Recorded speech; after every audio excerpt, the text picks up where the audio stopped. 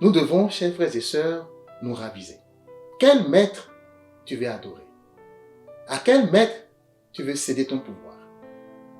Quel maître tu veux servir? Les deux maîtres sont à ta porte. Ils toquent. L'ego frappe à ta porte. Il veut entrer, il veut que tu le laisses entrer. Ton âme frappe à ta porte. Elle veut que tu la laisses entrer. Mais toi, tu es souverain. Tu as ton attention. Le maître sur lequel tu mets ton attention, eh bien celui-là deviendra ton maître et ton Dieu. Mais tu ne peux pas mettre ton attention sur deux. Si tu mets ton attention sur les choses du monde, sur les situations que tes sens physiques voient, sur les événements qui arrivent comme ça, et que tu leur fais confiance, et que pour toi, c'est ça la vérité, eh bien, tu viens d'admettre que l'ego est ton maître. Ce qu'on appelle le diable, ce qu'on appelle les esprits imparfaits. Tout cela, tu viens de l'admettre. Tu viens de rentrer de plein pied dans le monde de la peur. Mais de l'autre côté, si tu élèves ta conscience, si tu mets ta confiance dans ce Dieu qui vit en toi, dans ton âme, dans ce je suis, et que tu dis, mais non, je ne suis pas ces choses que je vois.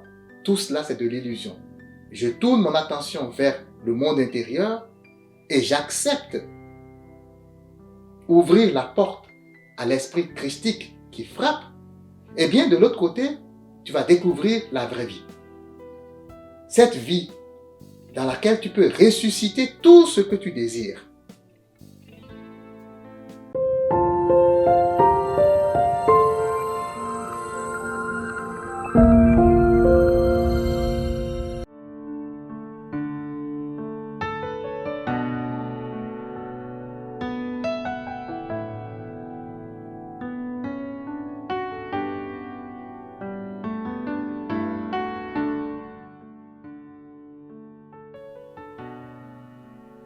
Mesdames et messieurs, bonjour.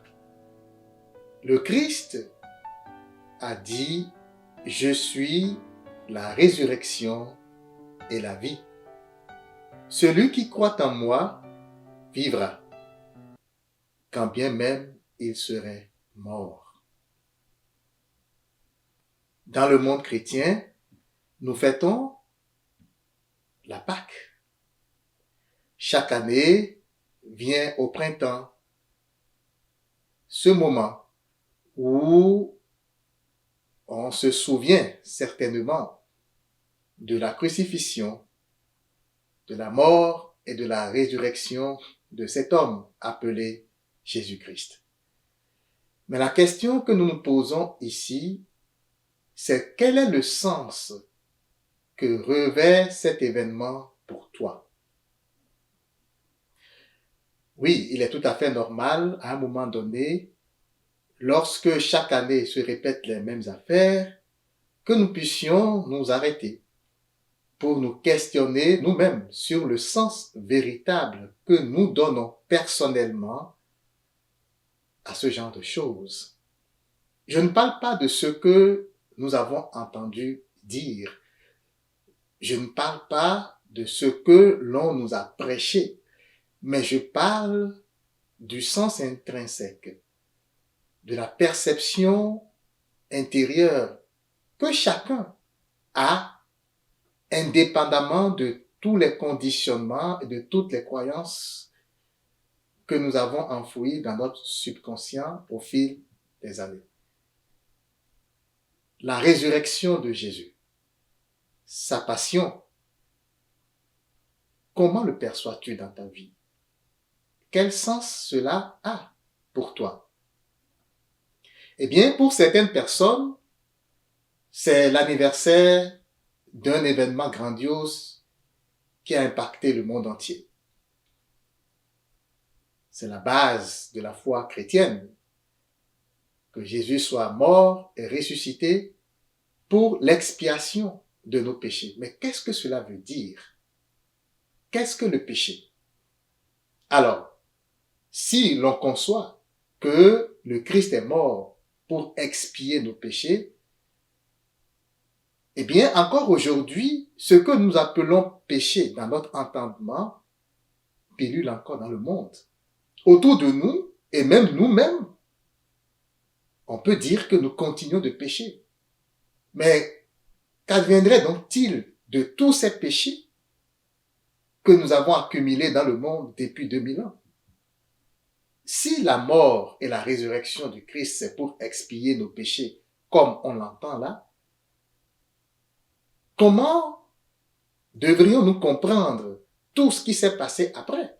La Première Guerre mondiale, la Deuxième Guerre mondiale, et même toutes les stratagèmes manipulatoires qui sont entrepris.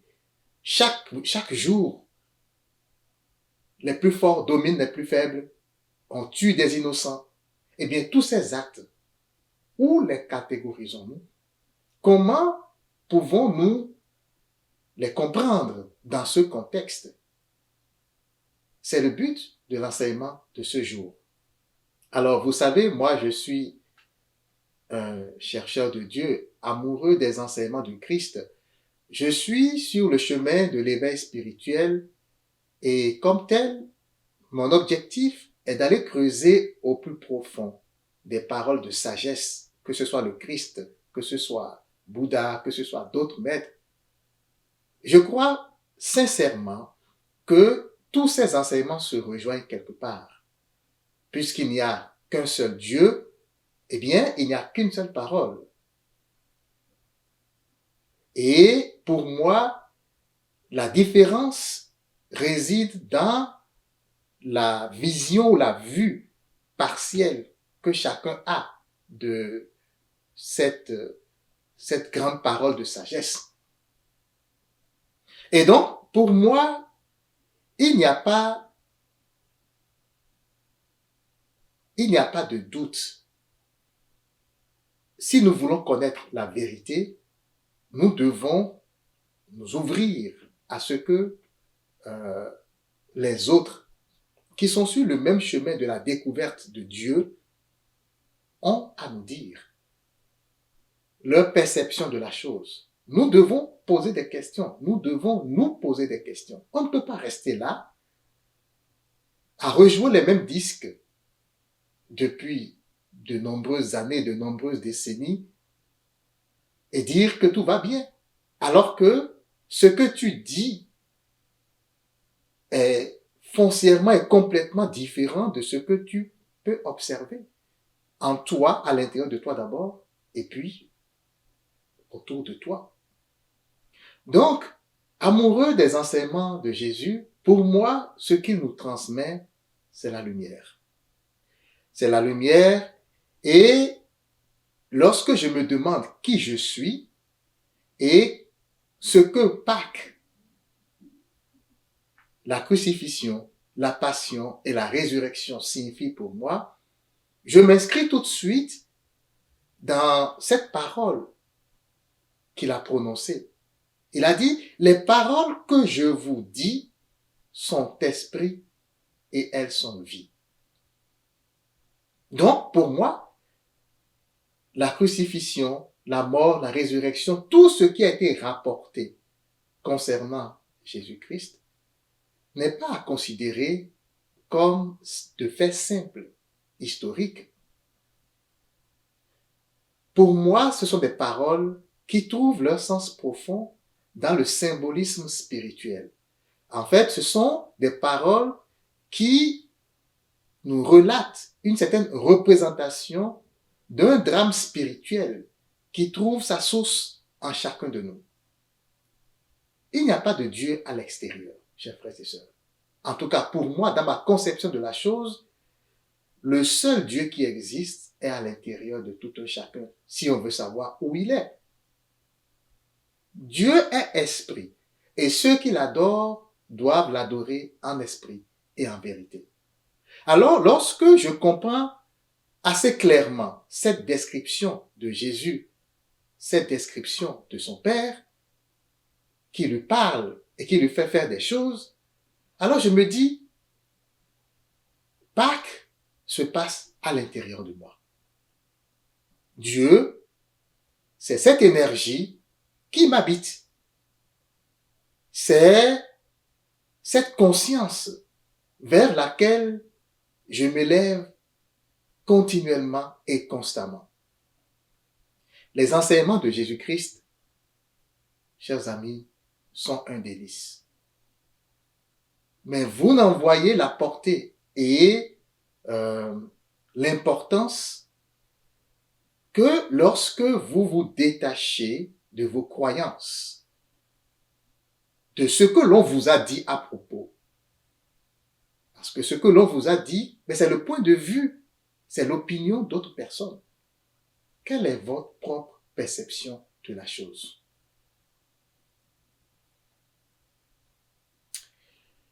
Lorsque le Christ dit que tout ce qu'il dit ne vient pas de lui-même, mais vient de son Père. Quand on lui a dit, mais viens manger, et il dit non, moi j'ai une nourriture que vous ne connaissez pas. Ma nourriture, c'est de faire la volonté de mon Père. Ok, ce Père, il est esprit. Donc il n'est pas à l'extérieur quelque part, de façon physique.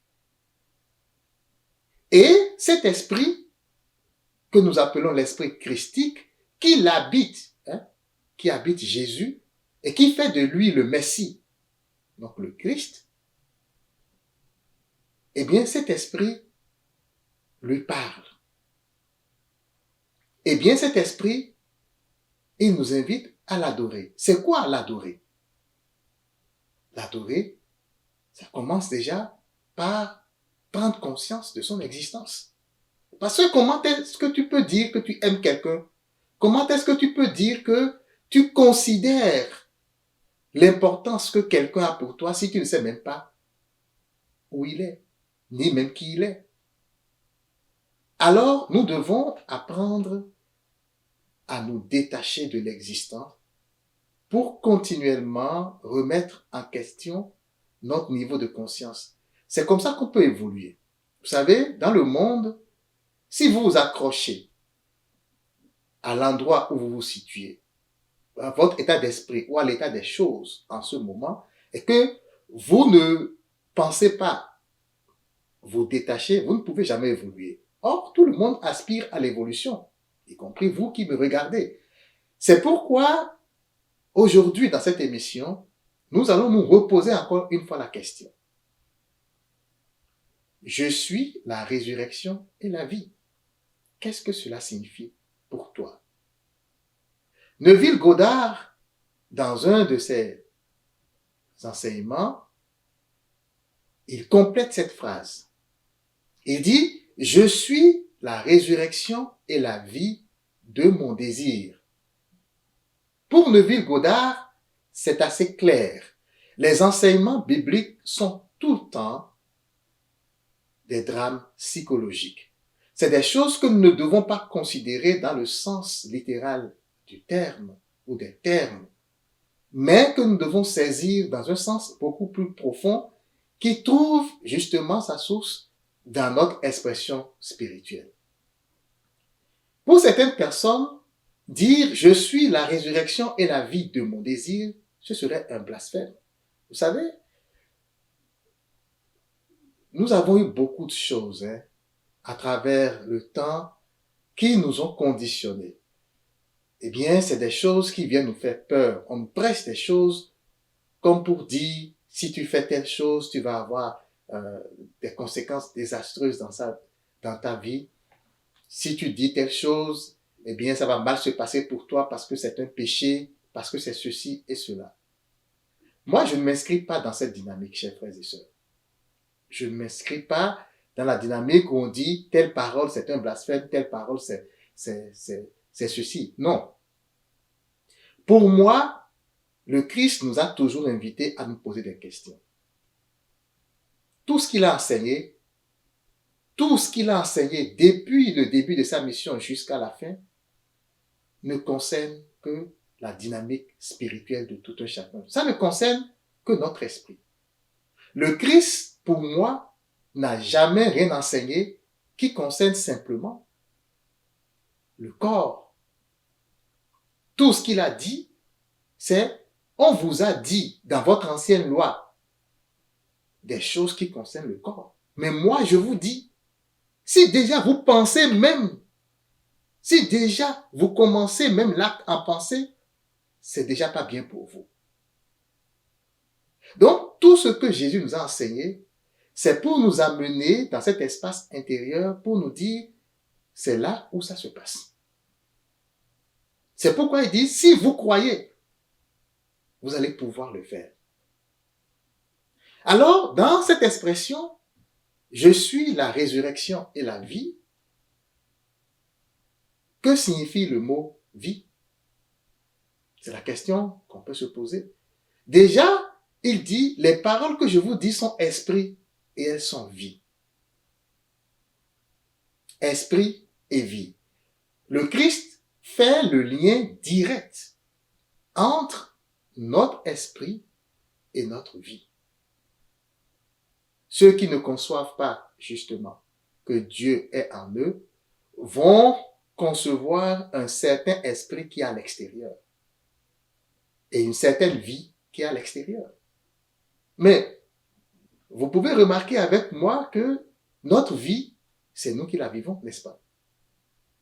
Tout ce qui se passe à l'extérieur de nous n'est pas étranger à ce qui se passe en nous. Ma vie, c'est moi qui la vis.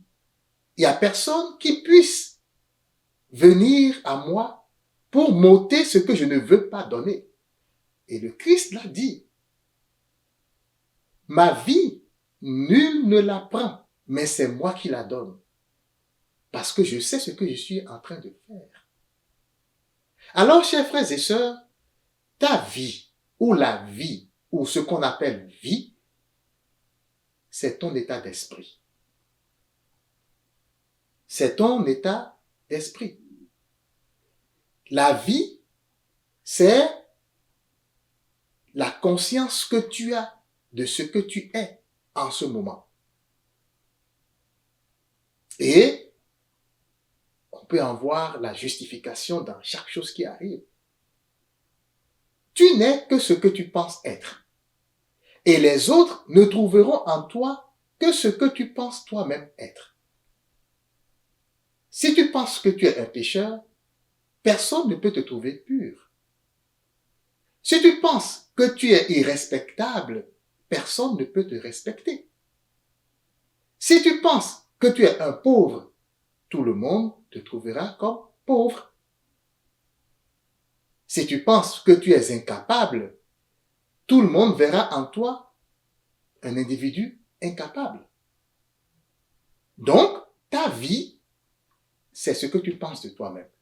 C'est la conscience que tu as de ce que tu es à un moment donné.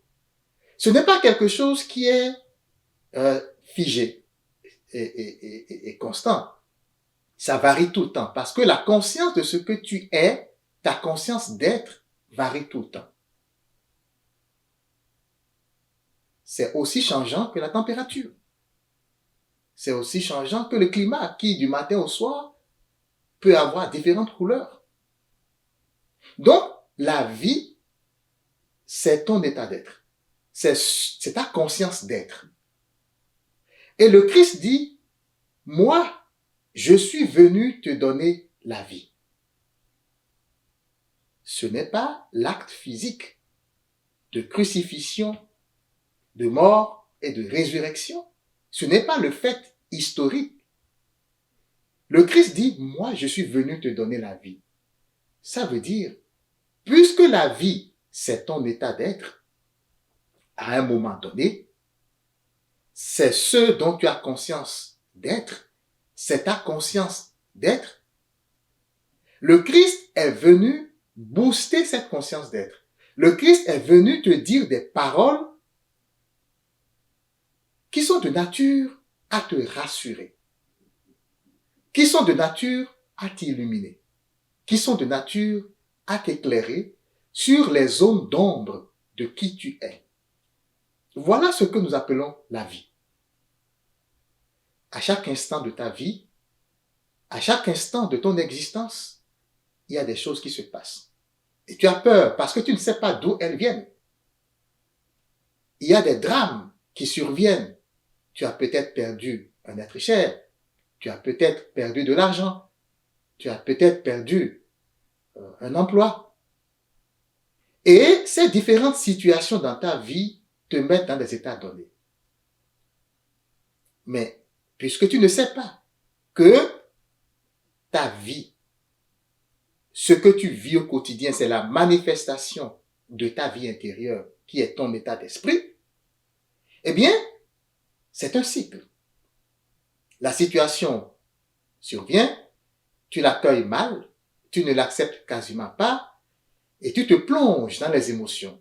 Et cette nouvelle conscience qui surgit en toi va encore se manifester autour de toi.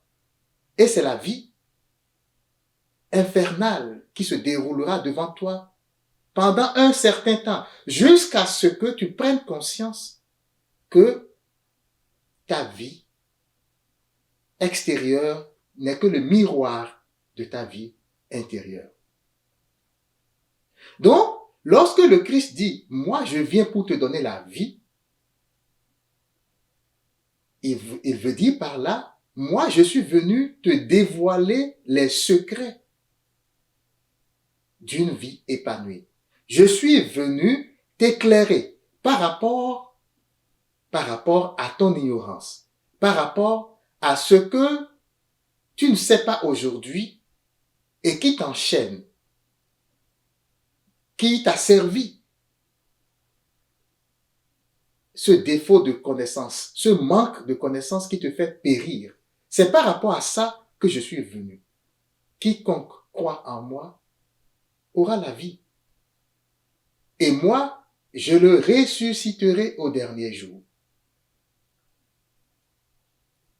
Si la vie, c'est ton niveau de conscience, ton état de conscience, on va dire, ta conscience d'être, comment alors peut-on interpréter la résurrection? Et moi, je le ressusciterai au dernier jour. Eh bien, nous nous inscrivons là dans le processus qui amène à la manifestation de ce que tu vois se défiler autour de toi dans la vie physique. Parce que, n'oubliez pas, pour avancer, pour évoluer, nous avons dû fermer des portes et ouvrir d'autres portes. Depuis que nous sommes nés, ça a toujours été ainsi, n'est-ce pas? À un moment donné, c'était le sein maternel. Le bébé va grandir dans ce sein maternel. À un moment donné, il devra fermer la porte de cette ancienne vie pour ouvrir la porte de l'école primaire. Il va aller à l'école, ou bien il va aller à la garderie. Il va sortir du sein maternel pour ouvrir la porte de la garderie. Le bébé qui grandit, qui devient enfant, va mourir à son ancienne vie, qui est la vie du sein maternel, pour ouvrir la nouvelle vie, qui est la vie de la garderie, par exemple. Et vous voyez, les enfants sont souvent fébriles, parce qu'ils ne savent pas qu'est-ce qu'ils vont rencontrer dans cette nouvelle vie. Mais au fur et à mesure, ils commencent à s'habituer. À un moment donné, l'enfant qui a l'âge d'aller à l'école va fermer la porte de la garderie pour ouvrir la porte de l'école primaire. Et ce même processus va se répéter de classe en classe jusqu'à ce qu'il va quitter l'école primaire pour ouvrir la porte de l'école secondaire. Et c'est comme ça que nous avançons dans la vie. La vie, c'est un ensemble de processus. On peut même dire que l'ensemble de ces processus constitue un processus unique. Mais remarquez que la vie est évolutive. C'est une évolution. Ça veut dire quoi?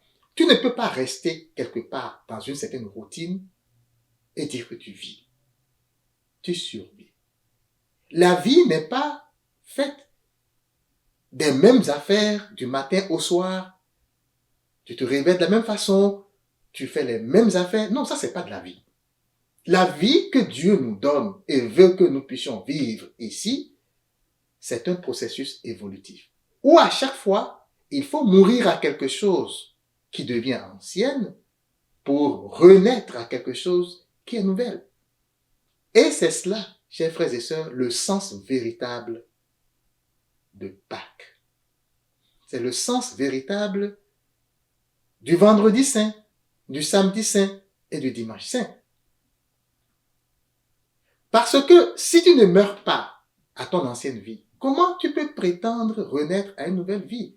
Le Christ l'a dit. Est-ce que tu peux mettre un vin nouveau dans de vieilles outres?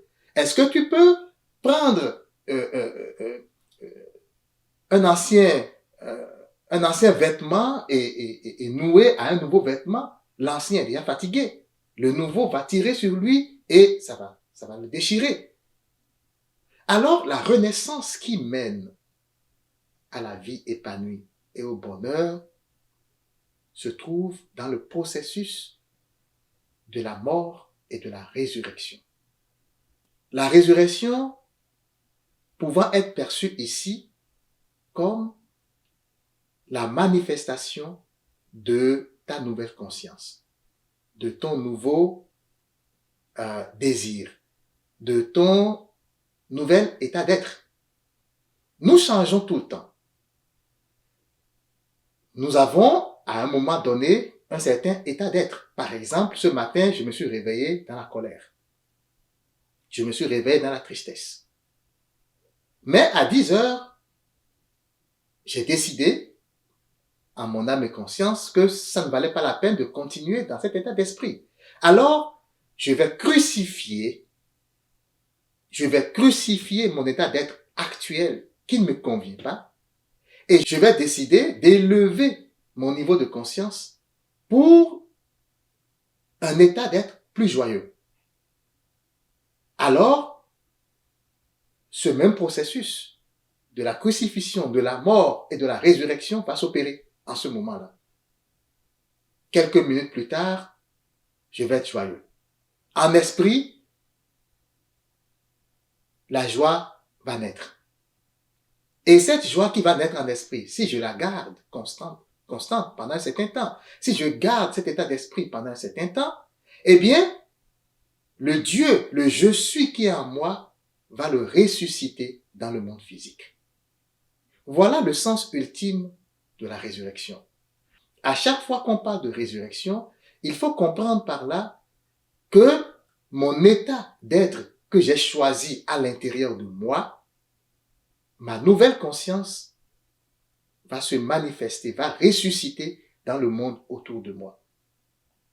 Et ceci est valable pour les ascensions comme les déchéances. Ce n'est pas juste dans le sens positif, même dans le sens négatif. Si j'étais dans la joie et que je me laisse embarquer dans une situation qui vient de se produire et qui m'énerve et qui m'irrite, je change mon niveau de conscience en ce moment-là. Et plus je mets mon attention sur ce problème que je viens d'avoir, entre guillemets, plus ça dure et plus il y a de fortes chances que cet état d'esprit ressuscite autour de moi des situations non désirables, des situations désagréables. Et je vais dire que c'est la faute de l'autre. Je vais dire que c'est la faute de ci et de ça. Mais il ne s'agit pas de ça, c'est pas vrai du tout. Ce n'est qu'un processus naturel. Donc, par sa mort et sa résurrection, le Christ ne fait que nous révéler ce processus naturel qui s'est toujours opéré en chacun de nous. Il ne s'agit pas ici d'un tas de péchés qui ont été expiés et que maintenant on ne va plus pécher. C'est sûr que ce n'est pas ça, parce que depuis que le Christ est mort et ressuscité, on continue de faire des péchés, d'après ce que nous pensons être péché.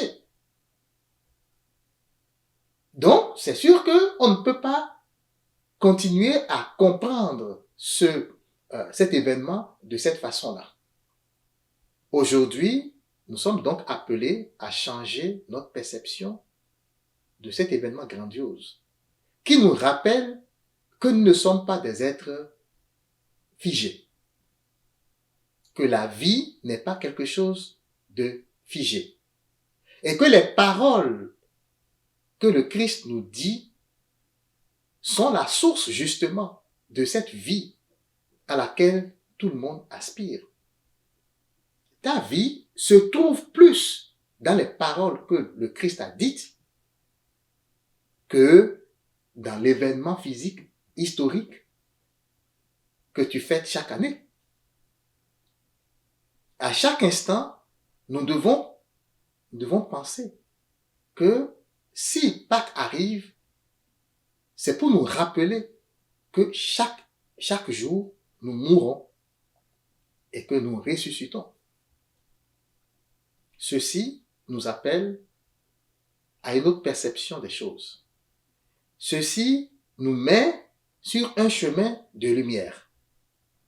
Et ce chemin, c'est la foi. Le Christ dit, celui qui croit en moi. Le moi dont il parle, c'est le moi mystique. Parce que, n'oubliez pas, ces paroles sont des paroles de vie.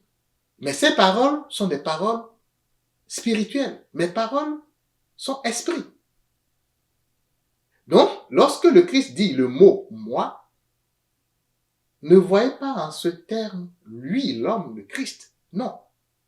Il parle du moi mystique. Celui qui croit en moi, ça veut dire celui qui croit en ce Dieu qui vit en lui, en cet esprit christique qui vit en lui. Celui qui croit qu'en lui réside le plus puissant des pouvoirs. Celui-là, il vivra. Même s'il meurt. Ça veut dire quoi? Pour atteindre ce niveau de conscience, il a fallu que tu meures à quelque chose. Pour atteindre cette communion avec ton âme, pour élever ton esprit jusqu'à ce niveau, eh bien, il a fallu que tu meures à ton ancienne vie. Par exemple, une vie qui était attachée aux événements qui arrivent. Une situation qui survient dans ma vie, ça me bouleverse tellement que je ne suis plus capable d'être joyeux. Je ne suis plus capable de voir tout ce qui m'entoure. Je ne suis plus capable de voir l'amour de Dieu dans ma vie. Eh bien, pour que ton esprit puisse regagner ce bonheur auquel tu aspires, il a fallu que tu meures à cette ancienne vie. Que tu te dises, non, mais je ne suis pas cela. Je n'ai pas à mettre mon attention sur des choses qui sont illusoires. Je vais décider d'abandonner mon état d'être actuel, qui pour moi est désagréable. Je vais me lever et j'irai voir mon père. Et puis je vais lui dire, non, écoute-moi, maintenant j'ai pris conscience. J'ai pris conscience que je ne suis pas cet être minable dont tout le monde parle. J'ai pris conscience que je ne suis pas cet être pécheur dont tout le monde parle. J'ai pris conscience que je ne suis pas n'importe qui. J'ai pris conscience qu'en toi, Père éternel, qu'en toi, Père qui vit en moi, je suis puissant. J'ai pris conscience que je suis cet être qui peut créer tout ce qu'il veut dans sa vie. Mais pour cela, chers frères, chères sœurs, ton esprit doit crucifier ses anciennes croyances. Tu ne peux pas ouvrir une nouvelle porte si tu ne fermes pas l'ancienne. Parce que n'oublie pas, à ta porte, ton ego frappe. Il veut entrer. La pression du monde est grande. La pression du monde est énorme. Ton ego frappe. Il veut que tu l'acceptes en toi pour qu'il devienne ton maître. De l'autre côté, ton âme frappe. Le Christ l'a dit.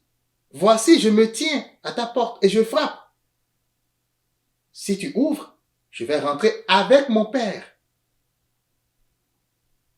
Rien de ce que le Christ nous a dit ne concerne un Dieu extérieur, chers amis.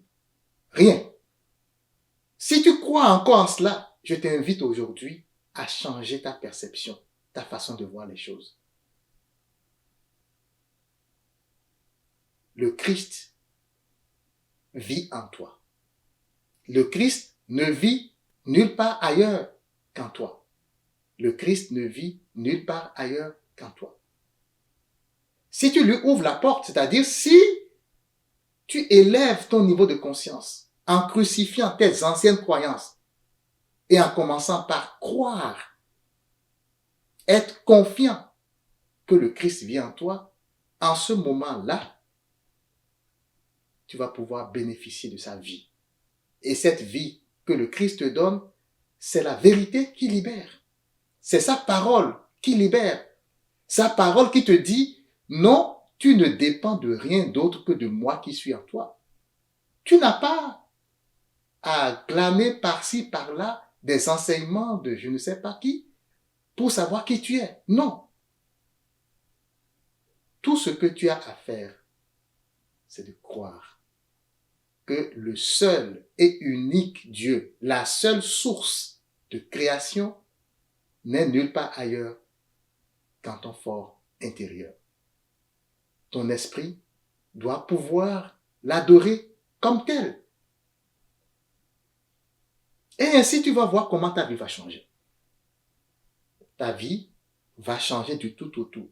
Parce que lorsque tu prends conscience de ce pouvoir créateur, tu peux ressusciter autour de toi tout ce que tu désires. Voilà la quintessence de ce paradigme. Je suis la résurrection et la vie de mon désir. Tu es la résurrection et la vie de tout ce que tu désires, tout ce que tu es conscient d'être. Et si tes désirs sont fournis par ton subconscient, à ton insu, eh bien, ça va ressusciter dans ta vie. C'est une loi naturelle. C'est une loi universelle. Et à chaque instant, nous mourons et nous ressuscitons, comme je l'ai dit tout à l'heure. À chaque instant, même chaque jour, nous mourons et le lendemain, nous ressuscitons. Lorsque nous dormons, c'est la mort. Mais c'est un sommeil qui est temporaire. Le Christ l'a dit, il n'est pas mort, il est endormi, il sommeille. La mort et le sommeil, c'est pareil, c'est les mêmes affaires. Sauf que la vraie mort physique, c'est un changement de forme. Lorsqu'on rentre dans ce sommeil, on change spirituellement de forme et on ne revient plus. Mais sinon, chaque jour, c'est la même chose. Nous mourons et nous ressuscitons le lendemain. Nous ne devons pas avoir peur de cela. Et le vendredi saint, normalement, ne devrait pas être un jour de deuil. Parce que si le grain de blé jeté en terre ne meurt, comment il peut germer et fleurir le lendemain? C'est un passage nécessaire. Et c'est un passage heureux. Et on le dit la nuit de Pâques. Heureuse la faute d'Adam qui nous valut un tel sauveur. Nous disons les choses. Mais dans leur application dans notre vie, on ne voit rien transparaître. Nous devons, chers frères et sœurs, nous raviser. Quel maître tu veux adorer? À quel maître tu veux céder ton pouvoir?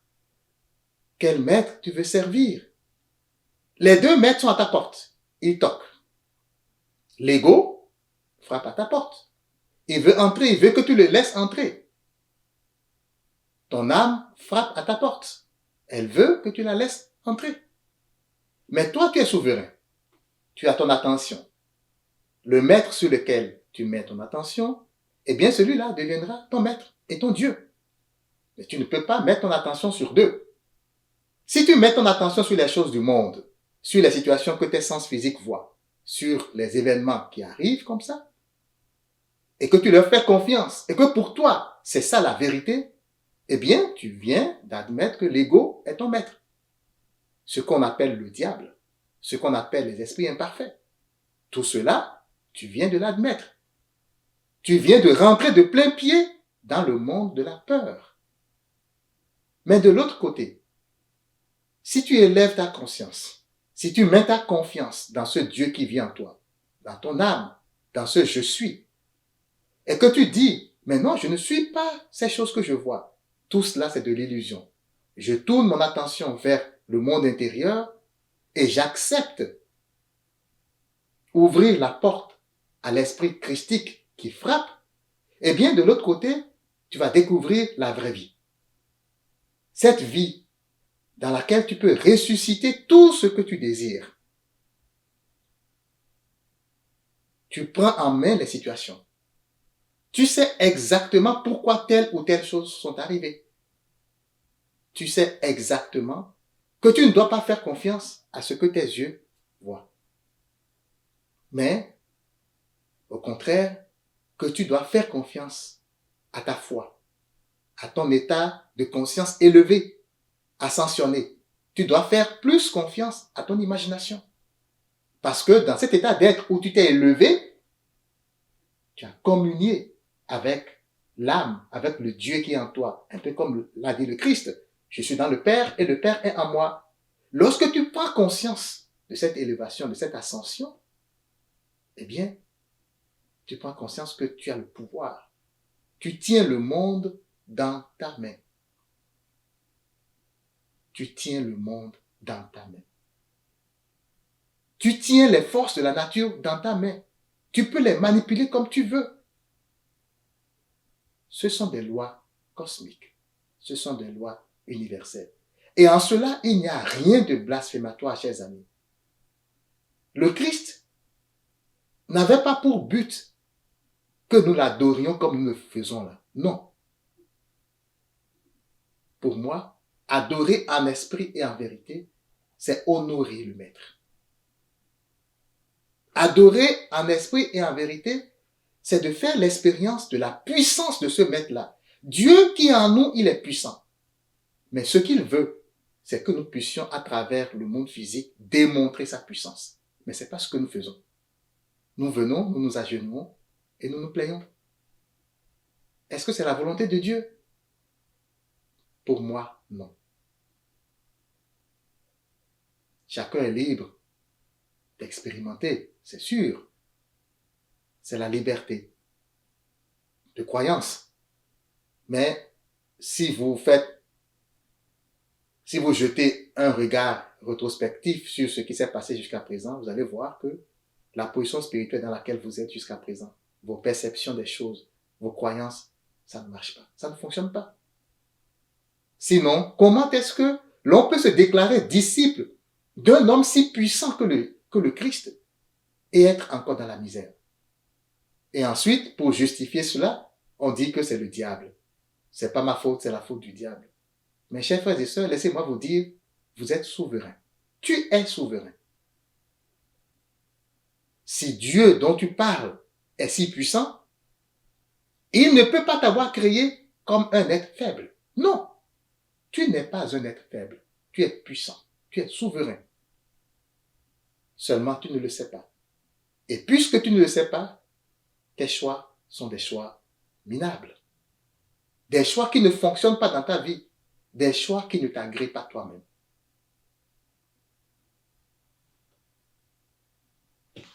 Alors, pour résumer, l'essentiel du salut que le Christ nous a apporté ne réside pas dans la crucifixion physique sur la croix. Et vous voyez, c'est sûr qu'il y a eu des témoignages de foi, des gens qui étaient là et qui ont témoigné. Mais nous sommes appelés à aller plus en profondeur. Nous sommes appelés à voir que les paroles du Christ sont vie, sont esprit et elles sont vie. Nous sommes appelés à voir beaucoup plus profond que notre vision actuelle des choses. Apprendre à mourir aux choses futiles pour renaître à une vie nouvelle, voilà l'appel de celui qui est ressuscité.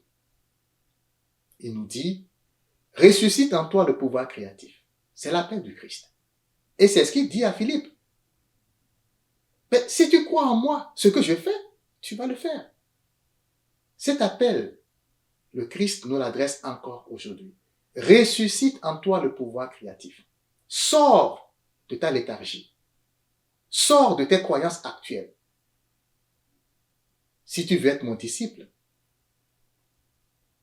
si tu veux être vraiment celui qui me suit, abandonne ta croyance actuelle, ta vie actuelle, et élève-toi avec moi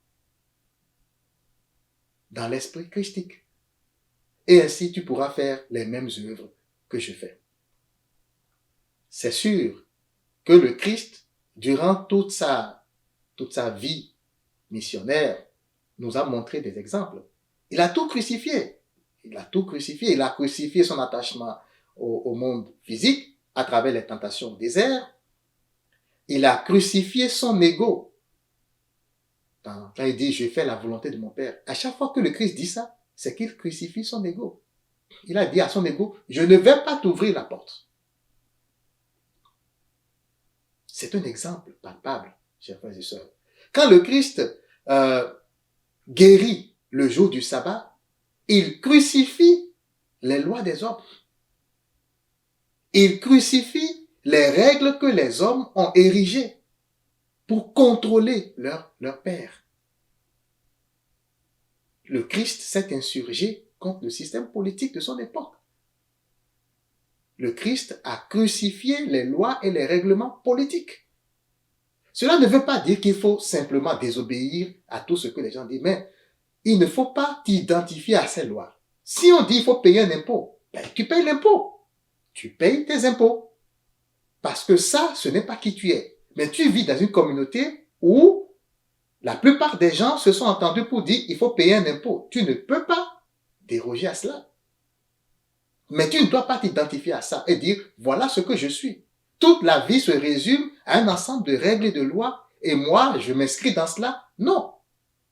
Je respecte, je donne à César ce qui est à César. Mais il faut que je donne à Dieu de qui je relève toute la confiance, toute la grandeur, toute la splendeur qu'il mérite. Le Christ nous a donné cela en exemple. Le Christ a également crucifié son apparence physique. Les gens l'ont flatté plusieurs fois. Grand maître, bon maître. À chaque fois, il leur disait non. Pourquoi tu m'appelles bon? Il n'y a qu'un seul qui est bon, et c'est mon Père. Le Christ savait ce qu'il voulait.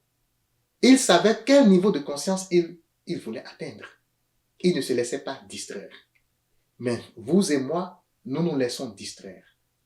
La pression du monde, la pression de l'ego est là et nous appelle. Les gens veulent attirer ton attention. Les publicités à la télé, les appels répétés des différentes instances qui gouvernent ce monde. C'est pour te distraire. C'est pour te décentrer. Et toi, tu te laisses embarquer. Et après, tu jettes tout le dévolu sur le diable. Ça ne marche pas comme ça. Tu as le libre arbitre. Tu es déjà libre. Tu n'as pas à quémander la liberté chez quelqu'un. Tu es déjà libre. Il suffit juste d'avoir confiance en ce Dieu qui vit en toi et de proclamer ta liberté à chaque fois que tu veux faire un choix. Tu proclames ta liberté. Tu ne te laisses pas aux autres, mais tu choisis en ton âme et conscience. Voilà ce qu'est la liberté. Alors, de façon pratique, pour finir, nous mourrons chaque jour. Ça se fait déjà. Nous n'en sommes juste pas conscients. Nous mourrons chaque jour à quelque chose. Que ce soit de façon consciente ou inconsciente. Si, par exemple, je chute, ce que j'appelle souvent la déchéance, ça veut dire que je meurs à la lumière et je renais aux ténèbres. Je vais dans le sens contraire. À chaque fois que je résiste à ce qui est, ce qui se passe autour de moi, et que je ne l'accueille pas, c'est la même chose. Je brade mon bonheur contre les futilités de la vie. À chaque fois que je ne suis pas conscient que Dieu vit en moi et que je dois faire confiance à ce que les hommes me disent, alors en ce moment, je fais une chute. Je fais confiance à la peur que d'autres personnes me transmettent et je cède mon pouvoir créateur à cette personne-là. C'est un choix. Mais alors, je ressuscite autour de moi les manifestations physiques qui correspondent à ces états de peur que les gens véhiculent partout. répandre partout dans le monde.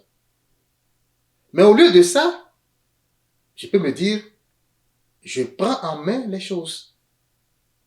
J'élève mon niveau de conscience pour faire confiance à mon âme. Et je me dis, qu'est-ce que je peux ressusciter dans ma vie aujourd'hui?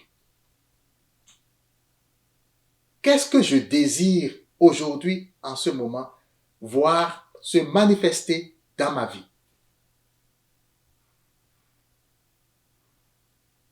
Et lorsque je trouve la réponse à cette question, je peux dire, OK, est-ce que je suis prêt à crucifier mon ancienne vie et les choses même auxquelles je pourrais encore tenir dans mon ancienne vie? Est-ce que je suis prêt à les crucifier, à mourir à ces choses pour enfin voir advenir celles auxquelles j'aspire aujourd'hui?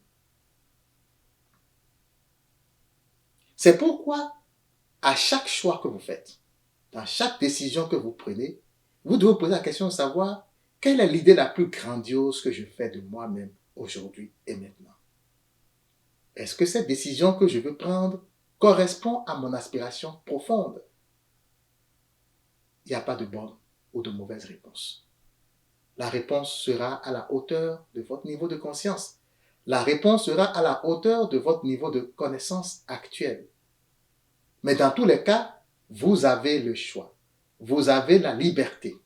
Vous pouvez toujours changer. Si, par exemple, je me suis trompé, il n'est jamais trop tard chez Dieu. Si je me suis trompé, je peux prendre conscience que là, je me suis trompé. Et alors, je change. Donc, dans la vie pratique, dans la vie de chaque jour, dans la vie quotidienne, pratico-pratique, nous mourons toujours aux choses et nous ressuscitons à d'autres. Je peux choisir ce que je veux. Si ce que tu vois dans ta vie ne te plaît pas, change-le. Mais ne remets pas le dévolu sur le diable. Ne dis pas que c'est à cause de telle ou de telle personne. Parce qu'en ce moment, tu ne vas rien changer du tout. Si ce que tu vois dans ta vie ne te plaît pas, change-le. Et n'aie pas peur de le faire. Parce que c'est ce que Dieu veut pour toi. Dieu veut que tu utilises ton libre arbitre pour développer ta vie. Pour témoigner de sa grandeur dans ta vie. Alors j'espère que ce petit partage de ces quelques concepts sur la crucifixion, la mort et la résurrection de Christ vont être dans ta vie le fer de lance d'une nouvelle conception des choses. J'espère que tu vas changer tes croyances et ta vision globale de la dynamique spirituelle des entités qui vivent en toi, afin de pouvoir illuminer ta vie et devenir aussi lumière des autres. Sois béni.